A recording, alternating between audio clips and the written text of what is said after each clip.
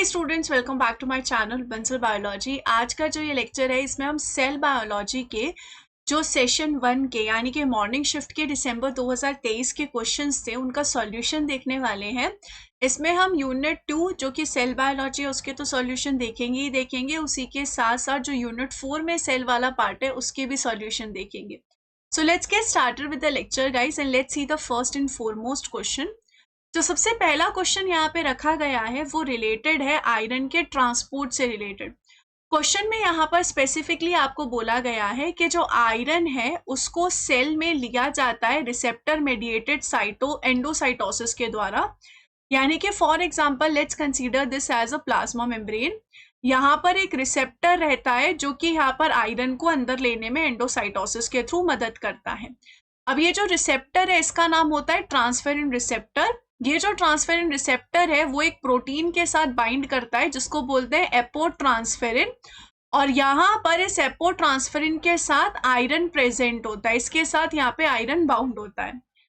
In a cell line with a mutation in the transferrin receptor that is unable to interact with transferrin at pH 4 to 5, which of the following steps will be affected in this pathway? तो कौन सा step यहाँ पे affected होगा? देखो क्या कह रहा है, जब हम यहाँ पर इस वेसिकल को सेल के अंदर ले लेंगे एंडोसाइटोसिस हो जाएगा। तो यहाँ पर ये इस तरीके से वेसिकल मौजूद है। इस वेसिकल में यहाँ पर बेसिकली क्या रहेगा, इस वेसिकल में यहाँ पर बेसिकली इस तरीके से रिसेप्टर है, यहाँ पर ये ट्रांसफेरिन प्रोटीन होगा और इससे यहाँ पर इस तरीके से आयरन बाउंड होगा।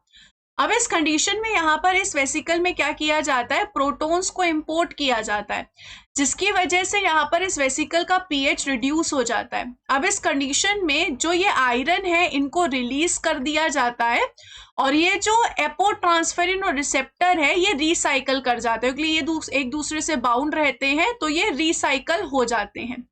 अब इस कंडीशन में बोला है कि व्हाट इफ अगर एपोट्रांसफेरिन इस ट्रांसफेरिन रिसेप्टर से इस पीएच पे दैट इज 4 to 6 पीएच पे बाउंड ही नहीं होगा तो इस कंडीशन में बेसिकली क्या होगा, इस कंडीशन में अगर ये एक दूसरे से बाउंड नहीं रहेंगे तो इस कंडीशन में जो एपोट्रांसफेरिन है वो यहीं पे रह जाएगा और जो ट्रांसफेरिन रिसेप्टर है वो सिर्फ यहाँ पर क्या हो पाएगा, रिसाइकल हो पाएगा। तो इस कंडीशन में यहाँ पर recycling of transferrin to plasma membrane affect होगी, क्योंकि रिसाइकल यहाँ पर तभी हो पाएगी इस ट्रांसफेरिन एपोट्रांसफेरिन के जब वो ट्रांसफेरिन रिसेप्टर से बाउंड है। अगर वो बाउंड ही नहीं रहेगा तो कहाँ से वो वापस जाएगा। तो इस कंडीशन में ये चीज जो है वो सबसे ज्यादा इंपैक्ट होने वाली है। तो यहाँ पर कौन सा ऑप्शन सही होगा, D option is absolutely correct. Let's move towards the next question. Next question जो है वो सिंपल मैच द कॉलम है। डिफरेंट आपको स्टेजेस दी गई है, डिफरेंट चीजें बता रखी है और आपको बताना है कि यहाँ पे कौन सा करेक्ट है। देखो यहाँ पर सबसे पहले अगर हम मेनोज 6 फॉस्फेट पे देखें तो सबसे इजी है। मेनोज 6 फॉस्फेट जो है इसको हम पढ़ते हैं प्रोटीन टारगेटिंग में। जब हमें बेसिकली यहाँ पर एक प्रोटीन को टारगेट करना होता है गोल्जी से लाइसोसोम के अंदर, तो उसमें हम यहाँ पर क्या करते हैं, जो प्रोटीन है उसके ऊपर शुगर अटैच होती है। तो इस शुगर पे जो 8वें नंबर का शुगर मेनोज होता है उसका जो छठा कार्बन है उस पे हम फॉस्फेट अटैच कर देते हैं, जो कि एक सिग्नल होता है कि इस प्रोटीन को लाइसोसोम के पास जाना है। तो यहाँ पर जैसे ही फोर्ड का थर्ड हो जाएगा यहाँ पर मैं किसको कट कर दूंगी, इस ऑप्शन को तो कट कर दूंगी। ऐसे ही ग्लाइकोसाइल फॉस्फेटिडाइल आइनोसिटोल जो होता है वो यहाँ पे काम आता है जब हमें प्लाज्मा मेम्ब्रेन से किसी प्रोटीन को लिंक करना होता है। लिपिड लिंक्ड प्रोटीन इन्हें स्पेसिफिकली कहते हैं, उसमें ये काम आता है। तो यहाँ पर अगर हम समझने की कोशिश करें तो सी का यहाँ पर कौन सा हो जाएगा, सी का यहाँ पर सेकंड हो जाएगा। जो यहाँ पे पॉलीसुमोइलेशन है वो बेसिकली यहाँ पे किस चीज के लिए रिस्पॉन्सिबल होता है, प्रोटीन डिग्रेडेशन के लिए रिस्पॉन्सिबल होता है। तो अगर हम यहाँ पर समझने की कोशिश करें ध्यान से तो जैसे ही मैंने कहा कि यहाँ पर डी ऑप्शन का हो गया सी, उसी के साथ साथ ग्लाइकोसाइल फॉस्फेटिडाइल आइनोसिटोल का हो गया मेम्ब्रेन एंकरिंग। जब भी मैंने किसी प्रोटीन पे सुमोइलेशन किया तो वो यहाँ पर चला जाएगा प्रोटीन डिग्रेडेशन के लिए, और पाल्मिटॉइलेशन का मतलब यहाँ पर क्या होता है, ये भी किस चीज में हेल्प करता है, ये भी मेम्ब्रेन एंकरिंग में हेल्प करता है। यहाँ पर ये भी सेम जो प्रोटीन है उसको एंकरिंग में मदद करवाता है, लिपिड लिंक प्रोटीन्स में यहाँ पर ये आते हैं। तो यहाँ पर ए का भी क्या हो जाएगा, सेकंड हो जाएगा। सो कौन सा ऑप्शन यहाँ पे सही हो जाएगा, यहाँ पर C option will be absolutely correct. Let's move towards the next question, अगले क्वेश्चन की तरफ चलते हैं। अगर हम यहाँ पर अगला क्वेश्चन देखें तो वो आ रहा है प्रोटीन टारगेटिंग से। देखो हर एक ऑर्गेनेल के पास प्रोटीन की टारगेटिंग की जाती है। अब यहाँ पर स्पेसिफिकली कहा जा रहा है पोरिन्स के बारे में जो माइटोकॉन्ड्रिया में टारगेट किए जाते हैं। कहाँ पे होते हैं, बेसिकली आउटर मेम्ब्रेन में होते हैं माइटोकॉन्ड्रिया के। देखिए माइटोकॉन्ड्रिया जो है वो एक डबल मेम्ब्रेन बाउंड ऑर्गेनेल है जिसमें अलग अलग जगह पे प्रोटीन की टारगेटिंग होती है। आउटर मेम्ब्रेन में भी की जाती है, इनर मेम्ब्रेन में भी की जाती है, इंटर मेम्ब्रेन स्पेस में भी की जाती है और मैट्रिक्स में भी की जाती है। और हर एक में टारगेट करने के लिए तरीके जो होते हैं वो अलग अलग होते हैं। माइटोकॉन्ड्रिया जो खुद है वो एक सेमी ऑटोनॉमस ऑर्गेनेल होती है, यानी कि ये खुद भी अपने प्रोटीन्स बना सकती है, लेकिन ये खुद बहुत कम प्रोटीन्स बना पाती है, इसलिए उसे फाइनली साइटोप्लाज्म से प्रोटीन्स को इंपोर्ट करना पड़ता है। तो यहाँ पर होता क्या है कि साइटोप्लाज्म जो है उसमें बहुत सारे प्रोटीन्स बनते हैं, उनमें से जो प्रोटीन्स है वो माइटोकॉन्ड्रिया के पास ट्रांसपोर्ट किए जाते हैं। अब इस कंडीशन में इनकी सिंथेसिस ईआर में नहीं होती है, इनके प्रोटीन्स की सिंथेसिस साइटोप्लाज्म में ही होती है। इसके अलावा यहाँ पर बोला गया है direct synthesis of porins on mitochondria membrane. Porin के सिंथेसिस माइटोकॉन्ड्रिया मेम्ब्रेन पे डायरेक्टली नहीं होती है, इनको साइटोप्लाज्म से ही इंपोर्ट किया जाता है। Synthesis in the cytoplasm import by TIM and insertion in the membrane. देखो माइटोकॉन्ड्रिया के पास दो इंपोर्टिंग कॉम्प्लेक्स होते हैं मेन, एक होता है टोम, टॉम का नाम से ही पता चल रहा है कि वो आउटर मेम्ब्रेन पे प्रेजेंट है, और एक होता है टिम, नाम से ही पता चल रहा है इनर मेम्ब्रेन पे है। तो यहाँ पर इस कंडीशन में हमें प्रोटीन को अंदर नहीं लेके जाना है, इस कंडीशन में टिम का कोई रोल नहीं आता है, टिम इनर मेम्ब्रेन पे है, हमें इस प्रोटीन को आउटर मेम्ब्रेन पे लेकर जाना है। सो यहाँ पर कौन सा ऑप्शन सही होगा, यहाँ पर C option will be absolutely and definitely correct. इस कंडीशन में आप यहाँ पे देख भी सकते हो कि इस प्रोटीन को साइटोसोल में सिंथेसाइज किया जाता है, फिर टॉम के द्वारा इसको आप देख सकते हो इस तरीके से इंपोर्ट किया जा रहा है। और एक बार इंपोर्ट हो गया यहाँ पर, उसके बाद इसको insertion from inter membrane mitochondrial space, यहाँ पर ये इंटर माइटोकॉन्ड्रियल जो मेम्ब्रेन का स्पेस है उसमें आ जाएगा, और उसके बाद ये सैम कॉम्प्लेक्स को यूज करके इसको वापस से आउटर मेम्ब्रेन में इंसर्ट कर दिया जाएगा। मतलब टॉम के थ्रू वो पहले अंदर आएगा, इंटर मेम्ब्रेन स्पेस में आएगा, जो इनर मेम्ब्रेन और बाहर वाली मेम्ब्रेन के बीच का स्पेस है उसमें आएगा, और उसके बाद फिर उसको सैम कॉम्प्लेक्स के थ्रू वापस से आउटर मेम्ब्रेन में भेज दिया जाएगा। सो यहाँ पर कौन सा ऑप्शन सही होने वाला है, यहाँ पर definitely C option will be absolutely correct. Let's move towards the next question. Next question जो आपका यहाँ पर आपको दिख रहा है वो है साइटोस्केलेटन से रिलेटेड। देखिए हमें पता है यहाँ पर साइटोस्केलेटन हमारे पास तीन तरीके के होते हैं। एक होते हैं माइक्रोट्यूब्यूल्स जो बेसिकली ट्यूब्यूलिन के बने होते हैं, एक होते हैं माइक्रोफिलामेंट जो बेसिकली एक्टिन के बने होते हैं, और एक बेसिकली यहाँ पर होते हैं इंटरमीडिएट फिलामेंट।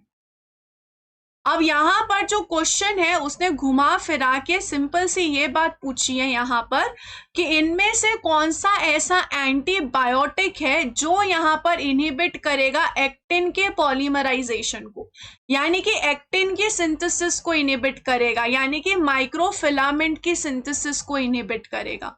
सो यहाँ पर डायरेक्टली जो आंसर है वो यहाँ पर हो जाएगा सी ऑप्शन करेक्ट, क्योंकि यहाँ पर ये जो एंटीबायोटिक होता है ये स्पेसिफिकली एक्टिन की पॉलीमराइजेशन को टारगेट करता है। So it's a direct question, CSIR ने बस घुमा फिरा के लंबा सा क्वेश्चन रख दिया है। अगर हम यहाँ पर अगले क्वेश्चन की तरफ चलें तो अगला क्वेश्चन जो है वो यहाँ पर रहने वाला है किसके बारे में, इंटरप्रिटेशन के बारे में। मतलब इस तरीके के ये जो क्वेश्चन है ये बेसिकली इंटरप्रिटेट करने के क्वेश्चंस होते हैं, मतलब ग्राफ को देख के आपको बेसिकली सॉल्यूशन बताना है। जो क्वेश्चन है वो सेल साइकिल और कैंसर बायोलॉजी का मिलाकर है। हमें पता है यहाँ पर हमारी जो सेल साइकिल होती है उसमें टोटल 4 फेजेस होते हैं। कौन कौन से फेज होता है? G1 फेज होता है, S फेज होता है, G2 फेज होता है और M फेज होता है। ये जो 4 फेज होते हैं इनके पास अपने साइक्लिन और CDK होते हैं। साइक्लिन CDK यहाँ पर क्या है? प्रोटीन्स होते हैं जो इन सेल साइकिल को कंट्रोल करते हैं। यहाँ पर G1 फेज का जो होता है उसमें होता है साइक्लिन D, G1 और S फेज में यहाँ पर आता है साइक्लिन E, S फेज में यहाँ पर आता है साइक्लिन A और M फेज में स्पेसिफिकली आता है साइक्लिन B। अब यहाँ पर आपके सामने डिफरेंट स्टेटमेंट्स रखी गई है। सबसे पहली स्टेटमेंट में आपको यहाँ पे बोला है कि कोई ब्रेस्ट कैंसर सेल है जिसको इन्होंने MCF7 बोला है, इसकी कल्चरिंग की है। सबसे पहले इसकी कल्चरिंग बफर में की है। अब बफर में जब कल्चर करोगे तो डेफिनेटली सी बात है कि उस टाइम पे जो आपकी सेल साइकिल है वो बिल्कुल एक्यूरेट चलेगी, वो बिल्कुल नॉर्मल चलेगी, बिल्कुल आराम से चलेगी। तो इस कंडीशन में आपको जो ग्राफ मिलेगा वो प्रॉपर नॉर्मल ग्राफ मिलने वाला है। अब इस ग्राफ का इंटरप्रिटेशन पहले हम समझ लेते हैं कि ये ग्राफ हमें बताता क्या है। ये ग्राफ जो है वो एक एक्सपेरिमेंटल से ड्रॉ किया गया था। ये ग्राफ बेसिकली हमें ये बताता है कि एक्स एक्सिस पे हर सेल में कितना DNA कंटेंट प्रेजेंट है। इन्होंने समझो बहुत सारे सेल्स लिए हैं तो उन सेल्स में DNA कंटेंट कितना है, और वाई एक्सिस यहाँ पे बताता है कि कितने सेल्स मौजूद है। फॉर एग्जाम्पल अगर मैं समझने की कोशिश करूं, G1 फेज में अभी तक रेप्लिकेशन नहीं हुआ है तो उसमें DNA कंटेंट कम होगा। S फेज में रेप्लिकेशन चल रहा है तो उस केस में DNA कंटेंट जो है वो धीरे धीरे इंक्रीज हो रहा है। और G2 और M फेज में रेप्लिकेशन हो चुका है तो उसमें DNA कंटेंट सबसे ज्यादा होगा। सो एक्स एक्सिस आपको DNA कंटेंट बता रही है। इसको आप यहाँ पर इस ग्राफ की पीक से नहीं देखेंगे, एक्स एक्सिस को आप हॉरिजॉन्टली देखेंगे। हॉरिजॉन्टली मतलब यहाँ पर G1 फेज में 1 DNA कंटेंट है, यानी कि सबसे कम DNA कंटेंट है। S फेज में DNA कंटेंट इंक्रीज हो रहा है रेप्लिकेशन होके, और G2 फेज में DNA कंटेंट सबसे ज्यादा मिल रहा है क्योंकि उसमें रेप्लिकेशन हो चुकी है। ये नॉर्मल जो है एक्सपेरिमेंट किया गया है, और ये नॉर्मल रूल हमें पता भी है कि G1 फेज में कम होगा DNA कंटेंट और G2 फेज में ज्यादा होगा, इसलिए रेप्लिकेशन हो चुकी है। जो वाई एक्सिस है वो यहाँ पर आपको बता रही है कि जो सेल्स हैं वो कौन से फेज में ज्यादा मिल रहे हैं। जैसे इस फेज में बोल रहे हैं कि G2M फेज में जो सेल्स हैं वो बहुत ज्यादा है। इस कंडीशन में आपको बोल रहे हैं कि G1 फेज में सेल्स बहुत ज्यादा प्रेजेंट है। अब जो बफर वाली कंडीशन है उसमें बेसिकली क्या होगा, सेल्स नॉर्मल फेज में मिलेंगे आपको, मतलब नॉर्मल जैसे सेल्स मिलते हैं वैसे मिलेंगे। अब समझे ये चीज हमने ये ग्राफ कभी पढ़ा ही नहीं है तो एक बार मैं इसको स्किप कर देती हूँ, हम नेक्स्ट पे चलते हैं। इन्होंने बोला है कि एक इनहिबिटर डाला इन्होंने साइक्लिन डी, मतलब इस कंडीशन में इस एक्सपेरिमेंट में इन्होंने साइक्लिन डी इनहिबिटर डाला। अगर साइक्लिन डी इनहिबिटर डाला तो इस कंडीशन में जो सेल्स हैं वो G1 को पार नहीं कर पाएंगे क्योंकि G1 अच्छे से चल ही नहीं पाएगा, क्योंकि यहाँ पर साइक्लिन डी नहीं बन रहा जो G1 फेज का एक इंपॉर्टेंट साइक्लिन है। तो इस कंडीशन में जो सेल्स हैं वो क्या करेंगे, G1 फेज में अटक के रह जाएंगे, क्योंकि G1 फेज के आगे तो तब बढ़ेंगे ना जब साइक्लिन डी बनेगा। तो इस कंडीशन में आपको जो सेल्स हैं वो सबसे ज्यादा कहाँ मिलेंगे, G1 फेज में मिलेंगे। चारों ग्राफ्स में जो डी ऑप्शन है उसमें यहाँ पर बेसिकली ज्यादातर सेल्स आपको कहाँ देखने को मिल रहे हैं, G1 फेज में मिल रहे हैं। सो यहाँ पर अगर हम देखें जो MCF 7.1 है उसका ग्राफ कौन सा होगा, डी होगा, यानी कि ये ऑप्शन हो सकता है या फिर ये ऑप्शन हो सकता है। इसको काट दो और इसको काट दो। नेक्स्ट ऑप्शन में इन्होंने बोला है कि इन्होंने एक siRNA लिया, यानी कि इन्होंने RNA इंटरफेरेंस कराई है जिसके थ्रू साइक्लिन B1 के अगेंस्ट रखा है, यानी कि इस कंडीशन में साइक्लिन B1 प्रोटीन नहीं बन पाएगा, यानी कि इन शॉर्ट हम कह सकते हैं साइक्लिन B1 नहीं बनेगा। अगर साइक्लिन B1 नहीं बन रहा है तो इस कंडीशन में क्या कह सकते हैं हम कि हमारा सेल जो है वो अटक चुका है M फेज में, M फेज से आगे नहीं बढ़ पाएगा इसलिए साइक्लिन B जो है वो बन नहीं रहा है। तो इस कंडीशन में अगर हम यहाँ पर देखें ये वाला जो फेज है इसमें सेल सबसे ज्यादा मिलेंगे बिकॉज यहाँ पर सेल अटक चुका है, इसके आगे नहीं जा सकता। तो यहाँ पर जो थर्ड वाला है उसका कौन सा ऑप्शन सही होगा, उसका ए ऑप्शन सही होगा। अब इसमें भी ये वाला ऑप्शन भी हो सकता है, ये वाला ऑप्शन भी हो सकता है। तो अब CSIR ने हमें बेसिकली कह दिया कि आपको प्रीवियस इस एक्सपेरिमेंट की नॉलेज होनी चाहिए, तभी आप इस क्वेश्चन को सॉल्व कर सकते हैं।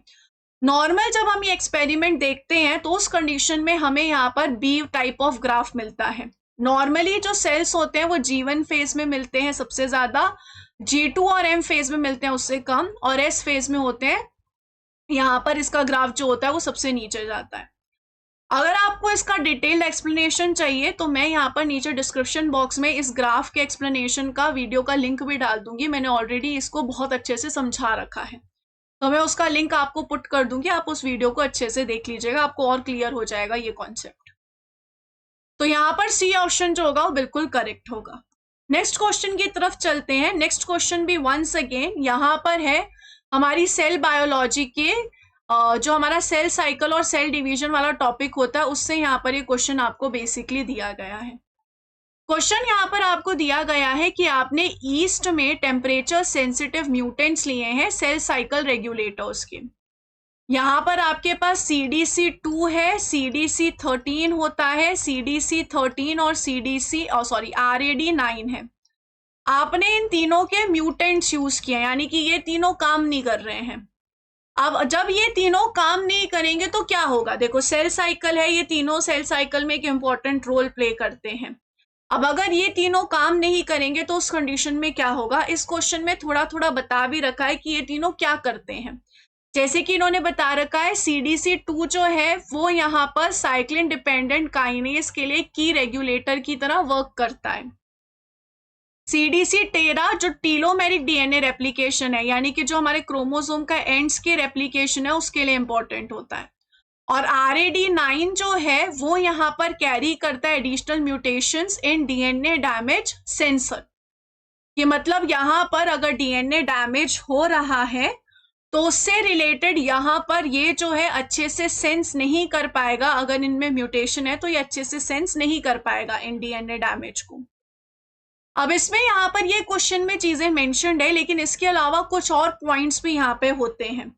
जैसे कि जो यहाँ पर CDC2 रहता है वो यहाँ पर क्या करता है, वो यहाँ पर ईस्ट में प्रेजेंट होता है, और ये यहाँ पर बेसिकली क्या करता है, जो सेल साइकिल है उसमें बहुत इंपॉर्टेंट रोल प्ले करता है डेफिनेटली, और काइनेज को एक्टिवेट करता है डेफिनेटली। लेकिन कहाँ पर ये मदद करता है? बेसिकली ये G1 सेल साइकिल का जो फेज होता है उसमें यहाँ पर जो कमिटमेंट होती है, G1 फेज में जो कमिटमेंट दी जाती है कि यस ये सेल साइकिल अभी चलेगी चलेगी, उसको दिलवाने में मदद करता है। उसी के साथ साथ जो यहाँ पर G2 फेज होता है, जिसमें G2 फेज के बाद माइटोसिस होती है, तो G2 फेज के बाद जो टाइमिंग है माइटोसिस की वो डिटरमाइन की जाती है, तो CDC2 उसमें भी मदद करता है। अब इस कंडीशन में बोला गया है कि CDC2 काम ही नहीं कर रहा है। अगर CDC2 काम ही नहीं कर रहा है तो इस कंडीशन में जो कमिटमेंट दी जाती है और जो सेल G1 फेज के बाद S फेज में जाता है उसमें नहीं जा पाएगा, क्योंकि CDC2 काम ही नहीं कर रहा है, तो वो कैसे जाएगा? सिमिलरली यहाँ पर जो G2 फेज के बाद वो M फेज में जाता है वो उसमें भी नहीं जा पाएगा, क्योंकि टाइमिंग ही डिसाइड नहीं हो पा रही है। तो यहाँ पर ये बेसिकली किस किस में इशू क्रिएट करेगा? CDC2 म्यूटेंट्स जो है वो इशू क्रिएट करेगा G1 से S फेज में जाने में और G2 फेज से M फेज में जाने में। तो यहाँ पर C और D ऑप्शन में से दोनों में से हो सकता है।